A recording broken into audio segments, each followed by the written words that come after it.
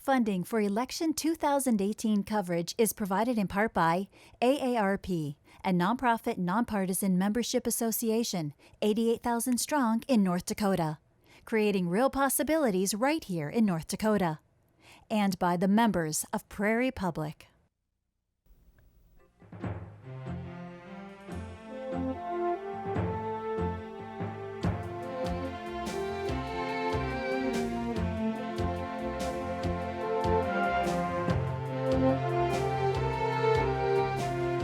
Welcome to Prairie Public and AARP North Dakota's continuing coverage of Election 2018. I'm Matt O'Lean. In the interest of equal time, this is a half-hour interview with Charles Tuttle. He is an independent candidate for North Dakota U.S. House. He was not involved in the Kelly Armstrong debate that we had earlier with Max Schneider, but we are giving him a half-hour of airtime, and thanks for being here, Charles. I appreciate you doing that. Well, tell us a little about yourself. Who are you? Where are you from? What is your background? Well, I went to the Ohio State University. You and I were talking about earlier. I ran track cross country. I've always been a conservative Republican, Reagan Republican during the Reagan days. I've always been behind the scenes kind of a politician in a sense, the citizen activist, the real deal. I actually have gone out on the streets and did initiatives probably for the last 30 years all over the country. Whether it be for marriage between man and woman in California, transgender bathroom laws, California, property rights, Farm Bureau, Missouri, Mississippi. I've done Supreme Court justice case initiatives.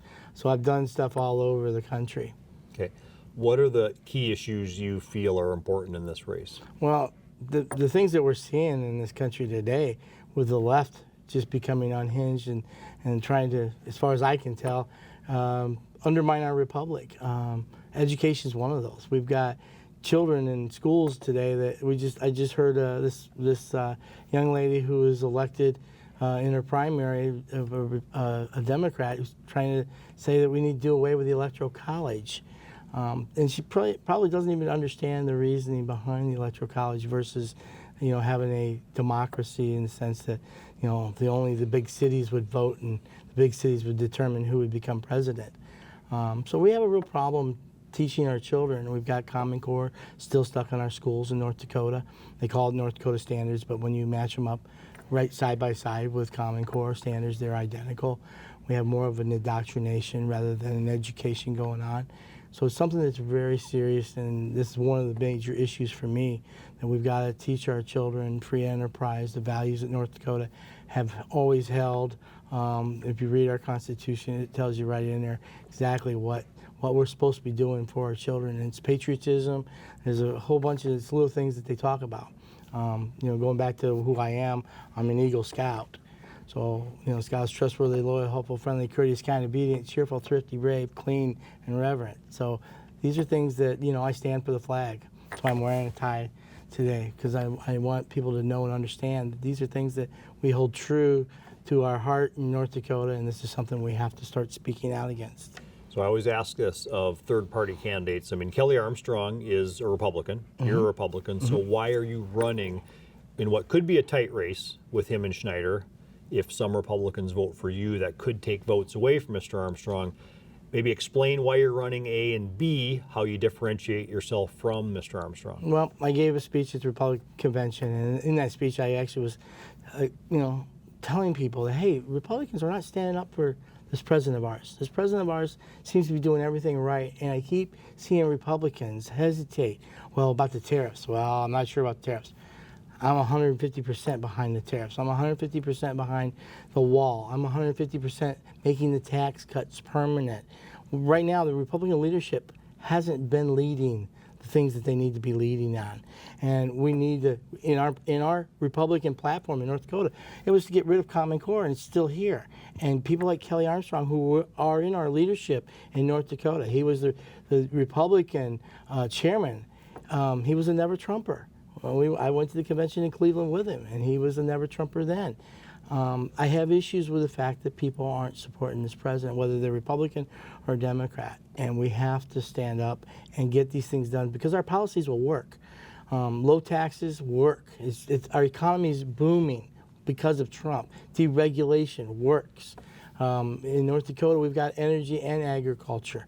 We need to lower taxes on people in North Dakota. Our Senate, okay, North Dakota Senate, that Kelly and Max are a part of, didn't do anything to lower taxes on the burden on the taxpayers of North Dakota. So I have some issues with the things that they did while they were in the legislature, defeating bills such as shared parenting, constitutional carry. Kelly was the one who put the bullet in the chamber and made it more difficult. It's not a real full constitutional carry. He claims he's for property rights, yet he killed the asset forfeiture bill that Rick Becker put forward. I'm very involved with local issues when it comes to how much money we have in the School Lands Trust, why we're not funding schools in North Dakota as the Constitution says. It says right in the Constitution, state legislatures shall provide for a free system of public education, not property tax. The state legislature is prohibited from levying property tax, and yet indirectly that's what they use to fund our schools. And right now we have a real serious problem in North Dakota with property tax. Now, you had pushed a couple measures also that are on the ballot this time, and I know in the past you've pushed a shared custody measure as well. Yes, I've actually, the gentleman did help to get 20,000 signatures for the Fighting Sioux to keep that name. I put property tax to abolish it in Measure 2. I've also been involved with the Farm Bureau, protecting the farmers, family farm. Right now I have EMTs and volunteer firemen to get a free license plate. Volunteerism is something that's really very important and vital. You know, if you go back to when the Carnegie started the libraries and the philanthropy periods, we've seemed to have lost that. People automatically assume the government should take care of these problems, and then they wonder why their taxes are high. Well, we have in North Dakota, we have volunteer firemen and volunteer EMTs, and to give them a license plate for that, I think is pretty cool. And the other one is to make sure that everyone is a U.S. citizen in order to vote in North Dakota. I was actually doing a petition in Minot where a couple came out, and they were both one was from Canada, one was from Mexico, and they actually had voted in our school bond issue, but they couldn't sign my petition because they weren't citizens. When I went to our auditor, I went to the state's attorney, there wasn't any real defined law stopping them from being able to do that. Okay, I want to get to a few more issues, but I know you want to talk a little bit about some things that happened in Ohio years ago. And I'd be I don't want to, but you do. That's okay. I need to ask It's them okay. because it's been in the news. Sure. You were not charged, but there was a allegation of sexual contact with a child years ago in Ohio. My child. Your child. My daughter. Do you want to talk about this? Well, none of us ever want to talk about it because it's a hurtful thing. Divorce is a very hurtful thing. And when you first start going through it, you're kind of caught off guard because you don't really know anything on how to handle it. You got lawyers who say, well, here you can't really, Kavanaugh is a perfect example. How do you handle an accusation? When you find out later, though, that 94% of all accusations in divorce situations have found to be false or unfounded. In my case, it's a way in which the other parent, and I'm not going to use gender. It's not women against men or men against women. It's gender. It's about power, and whoever can get control in the divorce situation usually ends up with the children. Usually ends up with all the spoils, if you want to call it that, or the ability to control the other one for the rest of their lives, because you're going to be dealing with your children in divorce for the rest of your life and that other partner for the rest of your life. So their goal is. And your goal, sad to say, most people, is to get control over that other person somehow. And that's what's going on with my situation. I took 3 polygraphs later, didn't know that these things were available. The court then, was putting me through a program. They found me guilty of abuse, and it was called dependency. And I went into the court, and they're supposed to put you on a program to reunite you with your children. And I said, I have a problem. I'm still in denial. And they were like, well, what are we going to do? Well, there's this ABLE assessment. There's this Mokia Center in Cleveland, Ohio. They actually will do a test, and they'll do polygraphs, and that's what they specialize. And so the court paid for it. This was never reported because it was after the appeal that everybody's using for the documentation that we're talking about. But I passed 3 polygraphs. I passed the ABLE assessment. My ex-wife refused to, and at that point in time, I got, pretty much what most men do every other weekend, which I think is still inadequate. And that's why for the last 17 years I've been fighting for equal parenting rights. If we have an equal parenting law on the books, it protects both parents going into the courtroom as having, it's called equal protection under the law. For some reason, the only system that we don't have that equal protection is in divorce. And my opponent, Kelly Armstrong, he's a lawyer. We had a bill that passed the House, 70-21. It goes to the Senate. He actually took the word presumption out of our bill. He's a lawyer. Presumption is exactly what the problem was with Kavanaugh. Once you take the presumption out and no one has the right to be presumed innocent until proven guilty, that's the problem we have in family court. And Kelly, he actually put that and killed the shared parenting bill in North Dakota. There's no truth that you're saying, no, there was never any sexual contact with your None daughter. Do you have a whatsoever. relationship with her still? We do not. Do not. Okay. Do not. Recently, also, you were there was a citation for misdemeanor having a campaign sign in a public right-of-way in Grand Forks. What was that about? Well, actually, we had the same problem earlier before the election in Minot. I was actually charged with having signs in the boulevard, Trump signs. I've always argued that what I do, I have a meet and greet, and I use Trump merchandise to fund my campaign. I've actually been arrested twice, and I've been threatened with arrest in Williston for the same thing. Most municipalities do not understand the political speech, religious speech. When you take cases such as Rocky River versus Jehovah's Witnesses, these are things that I've been doing for the last 30 years when it comes to petitioning and places that you're allowed to public access. And I've been fighting for that right everywhere. In North Dakota, I've had problems with actually petitioning at the University of Bismarck State, the state capitol grounds. I've had to fight and show lawmakers and police that we have that right as citizens to redress grievance of our problems or issues with government. Government can't use government to suppress the powers reserved to the people. And that's what most of this has been about. They try and use signs they can't use, because I'm on the public right away, and they know that I know the law. A lot of those cases, they've actually been recorded, and you can actually go on my Facebook and see the officers. I just had an incident in Fargo, and the one policeman said, hey, you have to leave. Then when his sergeant came, he's like, no, he has a right to be there. So it's just a matter of, knowing the law and knowing the Constitution, your rights as a citizen to be able to use the public right of way to redress the government or political speech. I know, as you said, you're a big supporter of the president. Depending on where you go in this country, he's either viewed by you as a great thing for the country, or you might go in other parts and he's viewed as not good for the country because of some of the things he says or how he handles himself, or talking about people or whatever, or kind of a brusque way of dealing with things. How do you reconcile that? I have that problem everywhere I go. Actually, in North Dakota, I had 3 girl protesters in Minot. They actually hold up a sign saying America was never great. I have photos of it. I just had a young man in Grand Forks, who came up and was so disappointed he saw Trump signs in the boulevard. And that's actually what stems most of the problems with the police that I have now is Trump.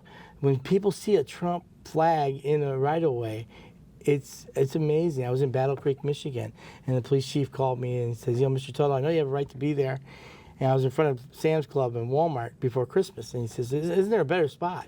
I said, no, not really. And he says, well, we're getting 911 calls. I said, 911 calls? Yeah, people are upset because they see a Trump sign in the right-of-way, and we try to explain to them. So, that's going to happen everywhere. I've been in California, but the majority of people are standing in line to go to Trump rallies. California, Texas, even East Coast, everywhere in the country. People don't realize this, but 50% of our population didn't agree with the Revolutionary War. Actually, 50% of our population went back to England after the Revolutionary War. So when people say that we've got a split, pulverizing country, no, we just have different viewpoints. Now, the problem we have right now is it seems as though those who lost this last election don't want to honor the system that we have. We honored the election of Barack Obama. We accepted it. We didn't go out and tear people down and try and tear signs down and get violent. And it's disturbing what I see happening out there today. Okay. How long have you been in North Dakota then, or been a resident? Over 10 years. Over 10 years? Okay, okay. I chose North Dakota. I remember a legislator when I was testifying asked me, well, how long you been here, Charlie? And I said, I chose North Dakota. North Dakota, I came here. I'm very Catholic. I went to Mass, and after Mass, I noticed everybody, instead of running out like a fire drill when Father says Mass is ending, go in peace, everybody sat or kneeled and prayed. And I'm like, wow. And you go on a weekday, you'll see 50 to 100 people at a weekday Mass. And I'm like, wow, this is really an incredible place. And then I had an incident where a gentleman was, we were petitioning, and he had his car running outside. I think you'll see this on my speech in the convention. And we go into the grocery store and say, hey, your vehicle's still running. Someone's going to steal your vehicle. He's like, no. Oh, yeah, so it's running. The keys are in, it's unlocked. Oh, that would be wrong. And I'm thinking, what a novel idea. When it's 30 below, you got to keep it running, right? But in North Dakota, that would be wrong. I mean, that's what North Dakota's about. Let's talk about the Kavanaugh hearings. I know U.S. House member doesn't vote on Supreme Court justices, but what is your view of what happened? And then I also want to ask you a follow-up, which came up a lot in this hearing, and that was, do you think it was justified that Merrick Garland did not get a hearing, even though Obama had 10 more months of being a president at the time? Well, first of all, I think Joe Biden set the precedence on Garland. Okay, I think there was precedents that said in an election year you don't do that. There's certain etiquette in the Senate. The Senate's lost its honor, its You mean etiquette. a presidential election year? Because this is an election year too. So yes. theoretically, the Democrats could have said, we're not doing this No, until... presidential. Right. And that came from Biden, if I remember right. Biden's the one that made that beforehand. They used his comments before. I may be wrong on that, but yeah. There was something like Yes. that. I can't actually remember Right. what he said, but it was some years before. But what you saw in the Senate and the way, first of all, no one should have been in that gallery screaming and yelling, and I didn't see Democrats upset with that. I didn't see Democrats, and we can sit here and say who may have paid them to be there, orchestrated. I'm not accusing anybody of anything. But I want to see both sides upset with that kind of behavior in the chamber of the Senate, and I don't see that. And I think that what we've got to do is get back to what I'm for the 51 vote rule on everything. We got 400 bills stuck in the Senate right now, and it's not getting done. And there's too much obstructionism, and the problem we have is these people just don't seem to care. When Richard Nixon was impeached, was going to be impeached, okay, both sides, the Republicans, what he did was wrong. We have to decide, are we going to be a nation of laws, a nation of right and wrong? Or are we going to be a nation of whatever works to get power, lie? When Harry Reid said that, Mitt Romney never paid taxes, and then later he admits, well, it worked. We cannot accept that kind of behavior, and we've got to get back to where at least we have honor and honesty. The tariff and trade war is hurting soybean farmers in North Dakota, as you know. What is your view on this? Is that okay with you that they're hurting? What's the way out of this? I know there's a bailout that's been proposed. What's your view on tariffs and trade? For 50 years, we've been beat up on trade. For 50 years, we've been the ones paying for tariffs, and no one's known it. No one's really it's not been exposed. George Bush didn't expose it. Bill Clinton didn't expose it. Barack Obama didn't expose it. We've got a president who's telling us what's really been happening. When we've got a country like China, China is not our friend. China has been stealing intellectual properties. China has been building islands in the sea. China has been doing exercises with Russia. Okay, we've got to understand that they're not our friend. And I totally agree with what Trump's doing. I think we need to look more towards India. India has a billion population. India has a culture that's not out to kill us or dominate the world. I think that we need to maybe look for a new trading partner that's going to need what we have. We're the customer. Okay, China needs us more than we need them. And it's going to, we have to understand that. Whether or not, I know that both my counterparts are afraid of tariffs and they're afraid of what Trump's doing. But someone's got to do something because we've been losing for 50 years now. And we've been rebuilding all of these countries that sooner or later we know they're going to come back and dominate. China's trying to do that. We see it with Google. We see it with everything that they've been doing. And I do not trust China at all.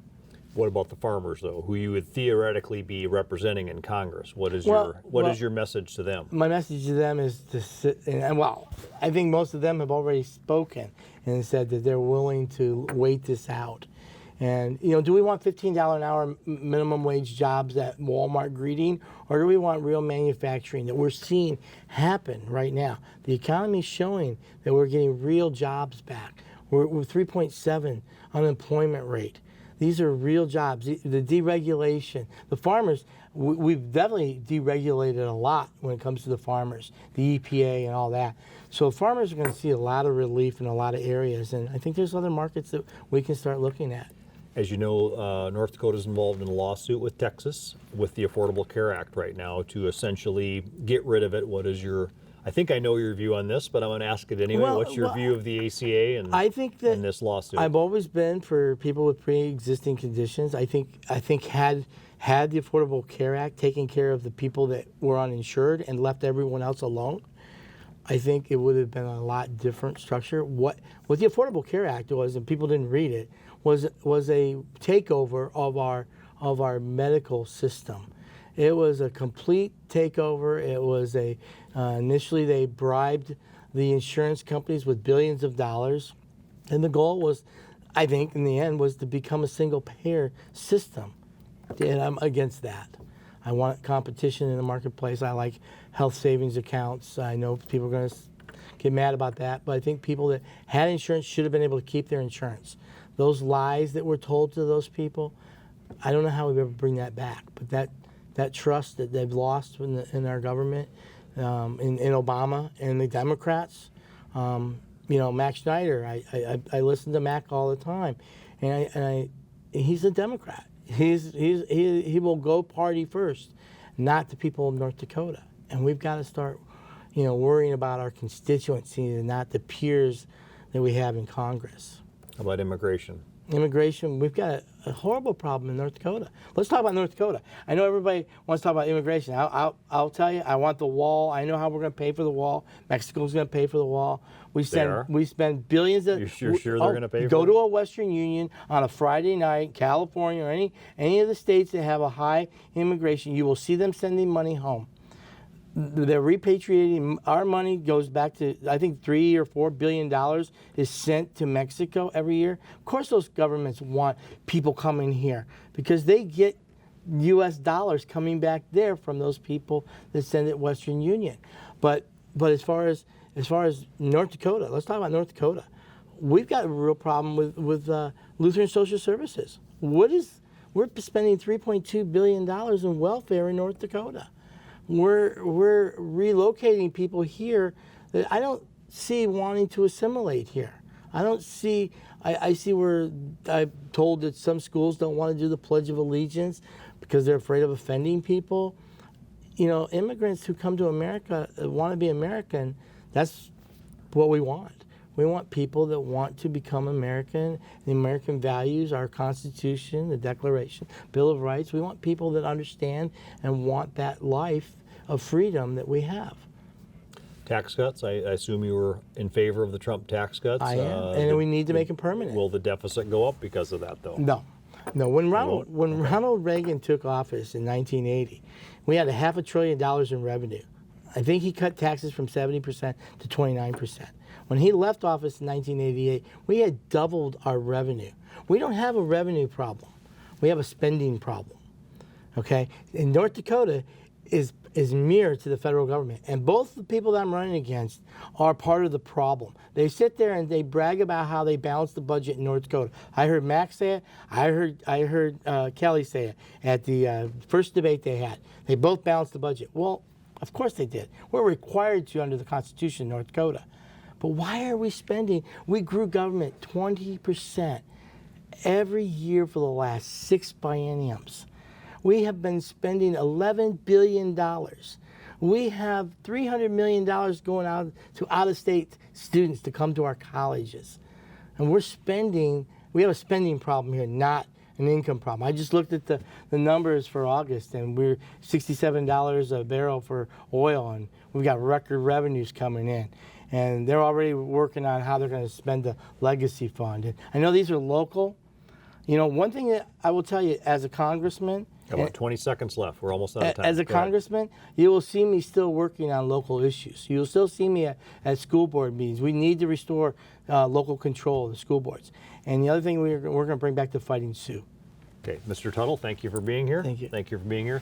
And a quick programming note, we are attempting to reschedule the Heidi Heitkamp Kevin Kramer debate. Stay tuned. In the meantime, tune in next Friday night, October 19th at 7 for our live debate, Minnesota 7th District, Colin Peterson and Dave Hughes. I'm Matt O'Lean. So long.